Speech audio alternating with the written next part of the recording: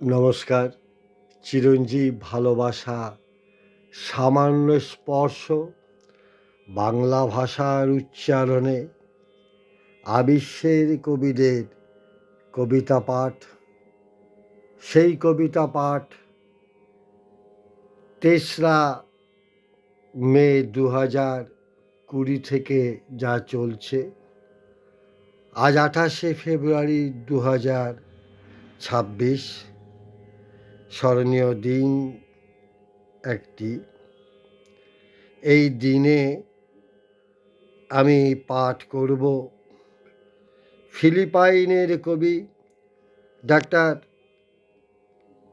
Frida Norma ডেলা ক্রুজের কবিতা। ফেসবুকে কবির কবিতার ইংরেজি ভার্সন কবিকৃত দেখে সেটি সরাসরি তুলে নিয়ে পাঠিয়ে দিই আমার আরেক হাত কবি সুধীর দাসের কাছে। সুধীর দাসের অনুবাদে পড়ছি ফিলিপাইনের কবি ডাক্তার ফ্রিডা নর্মা ডেলা ক্রুজের কবিতা কবিকৃত ইংরেজি পোস্ট থেকে। আমি কে যখন আমি একা? আমি কে যখন আমি একা? আমি হেঁটে যাই এক নিঃসঙ্গ পথে, যেখানে কেউ দেখে না আমাকে। নীরব বৃক্ষের ছায়াতলে ঢাকা পড়ে থাকে আমার অদৃশ্য পদচিহ্ন। না আছে উল্লাসরত জনতা, না আছে ঝলমলে আলোর মঞ্চ, আছে শুধু আমি আর গভীরতর হতে থাকা এক রাত্রির অন্তরাল। তৃপ্ত ও দাপুটে হয়ে ওঠা সহজ, যখন অসংখ্য চোখ নিস্তব্ধ থাকে আমার দিকে।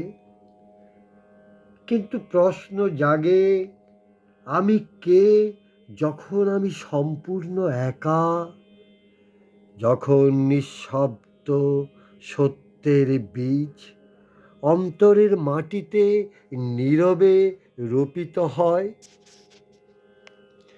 আমি যে মানদণ্ড উঁচু করে ধরি, তা পথচারীর প্রশংসার জন্য নয়, তা সেই আত্মার উদ্দেশ্যে যার মুখোমুখি আমি প্রতিদিন দাঁড়াই। প্রতিটি শব্দে, প্রতিটি ভূমিকায় নিজেকেই যাচাই করি। নেতৃত্ব মানে মুকুট পরা নয়, অথবা প্রশংসার ফোঁটা ফোঁটা ঝরার অপেক্ষা করা নয়। নেতৃত্ব মানে অবিচল থাকা, দৃঢ়, সংযত ও সত্যনিষ্ঠ। কারণ এটাই আমার স্বভাব, এটাই আমার সত্তার সহজ স্বীকারোক্তি। বললাম